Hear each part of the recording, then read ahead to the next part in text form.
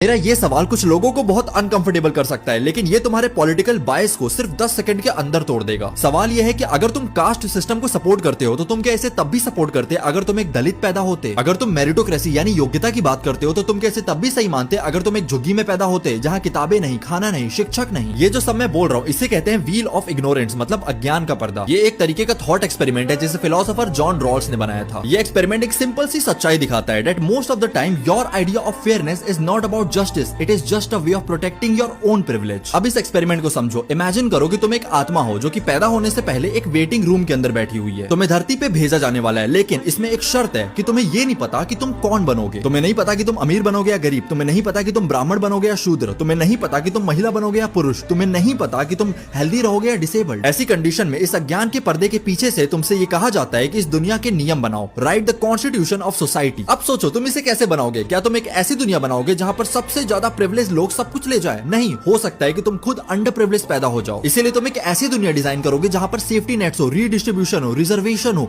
You would make sure the weakest player is protected because that weakest player could be you. ये experiment merit argument के पीछे की hypocrisy को भी expose करता है। भारत में लोगों को यह कहना बहुत पसंद है कि मेरे को जाति से फर्क नहीं पड़ता, मेरे को चाहिए कि सबसे ज्यादा योग्य इंसान को नौकरी मिले। लेकिन रॉल्स ये एक्सप्लेन करते हैं कि तुम ऐसा इसलिए कहते हो क्योंकि तुम्हारे पास पहले से ही रिसोर्सेज हैं to become the best person. एक बार सोच कर देखो, अगर तुमसे तुम्हारा नाम, तुम्हारे पेरेंट्स का पैसा, तुम्हारी इंग्लिश एजुकेशन, तुम्हारी कोचिंग क्लासेस, ये सब कुछ छीन लिया जाए तो तुम क्या फिर भी मेरिटोक्रेसी में सुरक्षित महसूस करोगे? शायद नहीं। व्हील ऑफ इग्नोरेंस हमें ये दिखाता है कि जिसे हम जस्टिस कहते हैं वो अक्सर हमारी किस्मत होती है। इसे ध्यान से सुनो, तुम इसलिए नहीं जीत रहे हो क्योंकि सिस्टम फेयर है, तुम इसलिए जीत रहे हो क्योंकि सिस्टम तुम्हारे जैसे लोगों के लिए बनाया गया है। बाकी अपने थॉट्स को कमेंट में जरूर बताना।